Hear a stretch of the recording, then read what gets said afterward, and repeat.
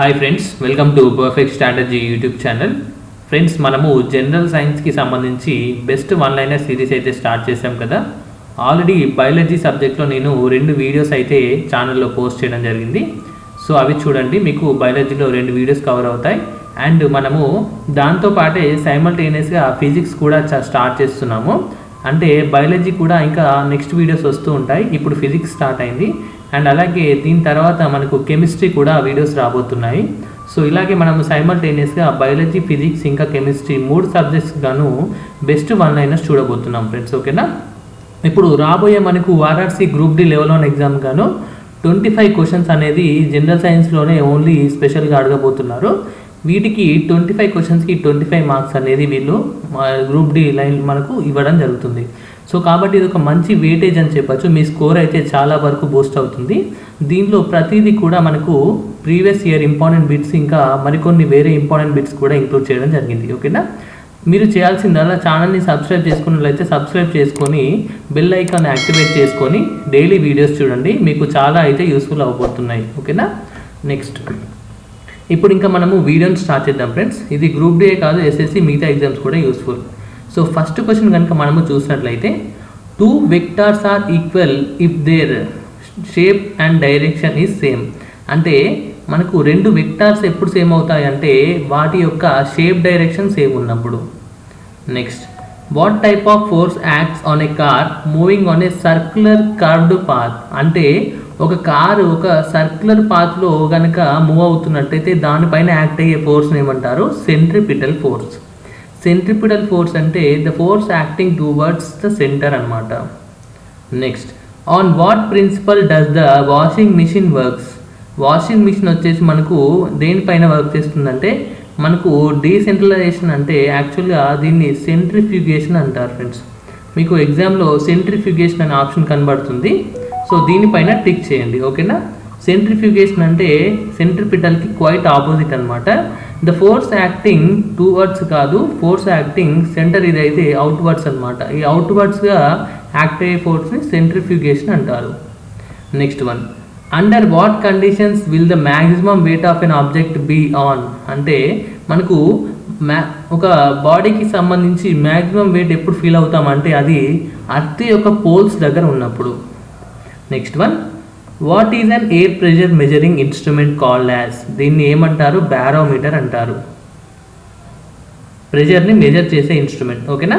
Next, why the weightlessness is felt when the spacecraft revolves round the earth. అంటే మనకు space క్రాఫ్ట్లో మనకు ఎలా ఉంటుంది? గ్రావిటీ 0 ఉంటుంది కదా, అందుకే మనము వెయిట్లెస్నెస్గా ఫీల్ అవుతూ ఉంటాము. What principle does the segmental libra work on. మనకు సెగ్మెంటల్ లిబ్రా అనేది ఒకటి ఉంటుంది. సో దాంట్లో హుక్స్లా మనకు హుక్ రూల్ అనేది వాడతారనమాట. Why the earth has its own atmosphere. అంటే due to the force of gravity. What is the stopping force of a vehicle when applying a brake. అంటే ఫ్రిక్షనల్ ఫోర్స్. సో మనకు frictional force టైర్స్కి and అలాగే కింద గ్రౌండ్కి మధ్యలో act అవుతుందన్నమాట. So అందుకే వెహికల్ అనేది ఆగుతుంది. Sea water has more salts than rain water. ఎందుకు అంటే మనకు సీ వాటర్లో డెన్సిటీ అనేది ఎక్కువగా ఉంటుంది. Density is more. So answer నేను రాస్తున్నాను, డెన్సిటీ ఎక్కువగా ఉంటుంది. నెక్స్ట్, ఇప్పుడు coming to the 11th question, what is the stored heat energy during the change of heat in substance. మనకు ఇప్పుడు సపోజ్ ఒక బాడీ ఉందనుకోండి, అది మూమెంట్లో కనుక ఉందనుకోండి, సో దాన్ని ఏమంటారు? కైనెటిక్ ఎనర్జీ అంటారు. ఓకేనా. Next one, photon whose basic unit. Photon అనేది దేని యొక్క బేసిక్ యూనిట్ అంటే లైట్ యొక్క బేసిక్ యూనిట్.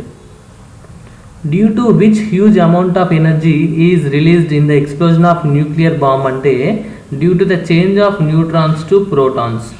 ఈ న్యూక్లియర్ బాంబ్లో జరిగే ప్రాసెస్ని ఏమంటారంటే మనకు ఏమంటారు ఫ్రెండ్స్? మీరు కింద కామెంట్ సెక్షన్లో కామెంట్ చేయండి. న్యూక్లియర్ ఫ్యూజనా, న్యూక్లియర్ ఫిజనా. ఓకేనా. 2 ఉంటాయి మెయిన్గా. Which has maximum mass. అంటే న్యూట్రాన్స్కి మాస్ అనేది ఎక్కువగా ఉంటుంది. What is the example of the motion of the body around a circular path. అంటే దీన్ని ఏమంటారు? మనకు యూనిఫామ్ మనకు మోషన్ అంటారు. ఓకేనా.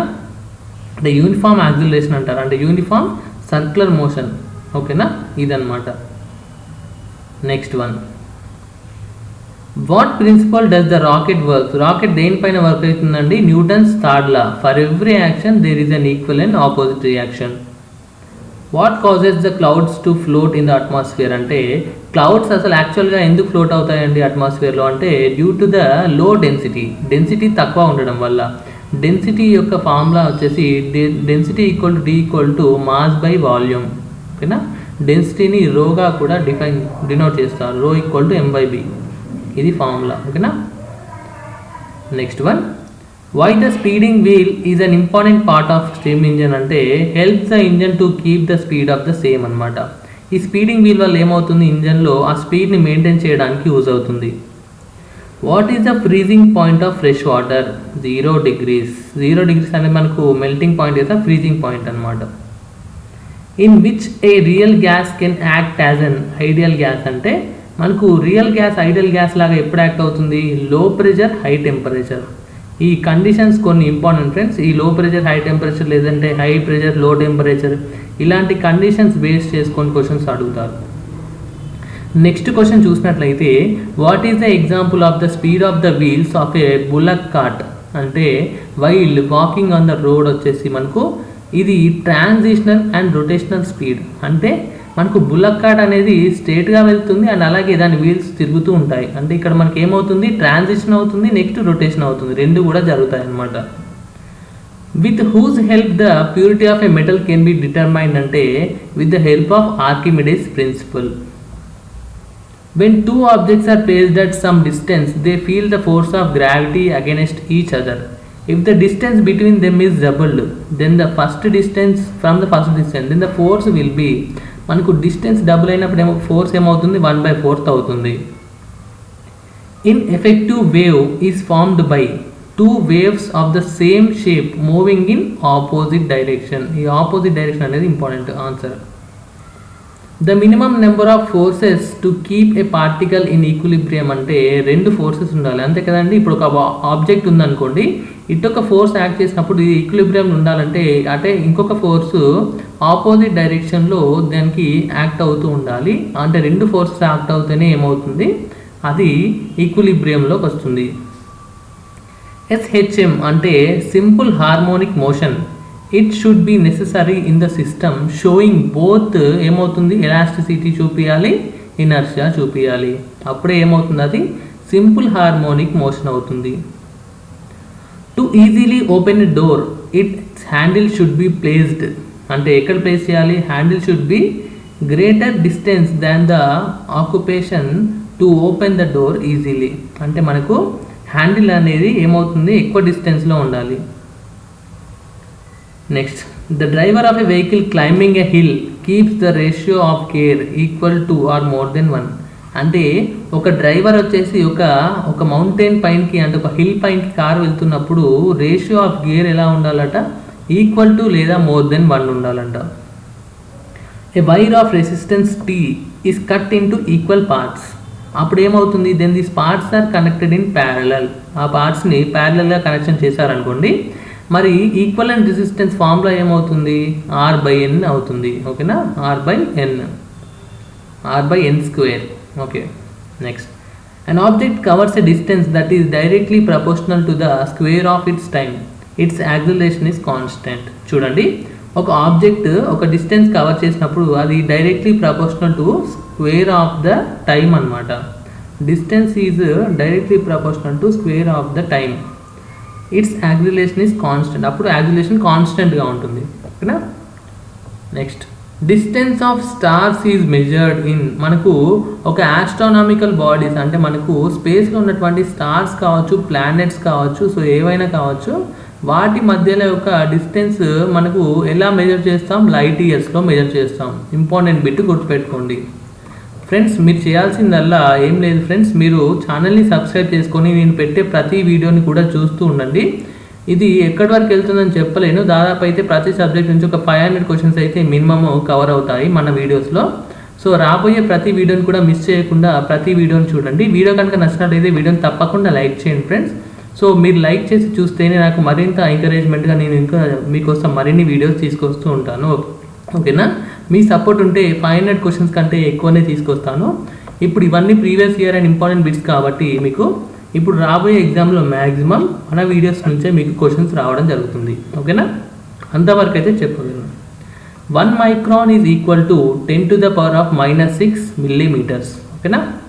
Next one, which is the highest density of water. Water యొక్క డెన్సిటీ హైగా ఎప్పుడు ఉంటుంది? -40 degrees సెంటిగ్రేడ్లో ఉంటుంది. గుర్తుపెట్టుకోండి, ఇంపార్టెంట్. ప్రతిదీ కూడా ఇంపార్టెంట్ ఫ్రెండ్స్, ఇవన్నీ కూడా చాలా important questions. Next, value of 1 horsepower ఎంత అంటే 746 watts. మోస్ట్ రిపీటెడ్ క్వశ్చన్ ఇది. The sound of an aircraft is generally compatible with. దీని ఎయిర్ క్రాఫ్ట్ అంటే మనకు ఏరోప్లేన్కి సంబంధించి సౌండ్ ఎంత ఉంటుందంట? 100 decibels వరకు ఉంటుందంట. When the mercury of the barometer suddenly falls, అంటే బ్యారోమీటర్ ఉంది కదా, సో దాంట్లో ఆ రీడింగ్ అనేది సడన్గా పడిపోతే ఏమవుతుందంటే ఆ కండిషన్ ఏమంటారు? స్ట్రామ్ అంటారు. స్ట్రామ్. ఓకేనా. Next, the work done by the formula of a simple pendulum during a full oscillation is equal to 0. అంటే ఇప్పుడు ఇక్కడ చూడండి ఎగ్జాంపుల్, ఇక్కడ ఫిజిక్స్ ఎలా వస్తుంది అంటే ఇది ఒక సింపుల్ పెండులం అనుకోండి, అది ఇటు వెళ్ళి మళ్ళీ ఇటు వచ్చేసరికి వర్క్ డన్ ఎంత అవుతుంది? 0 అవుతుంది. ఓకేనా, అదనమాట. What are the units of Planck constant K? దీని యొక్క యూనిట్స్ ఏంటట? జౌల్ అనమాట. Next one, what causes a needle or pin to float on the surface of water. అంటే ఒక చిన్న గుండు సూది, అంటే ఒక చిన్న పిన్ కానీ సేఫ్టీ పిన్ కానీ ఏదైనా ఒకటి తీసుకోండి, అది వాటర్ పైన ఎందుకు ఫ్లోట్ అవుతుంది? Due to surface tension. Unit of electric power ఏంటండి? వాట్. నెక్స్ట్ క్వశ్చన్స్ చూద్దాము, last 10 questions. Both A metal band and A rubber band of same code normally strike A ball with the same wave.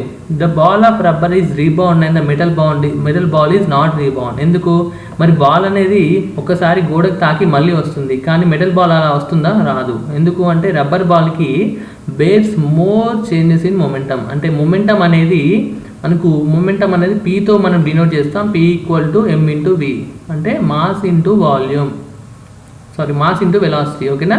So ఈ mass into velocity అనేది ఎక్కువగా ఉంటుంది దేంట్లో? రబ్బర్లో. Next question, if an object rotates in a circle at the same speed it velocity remains constant, అంటే సేమ్గా ఉంటుంది.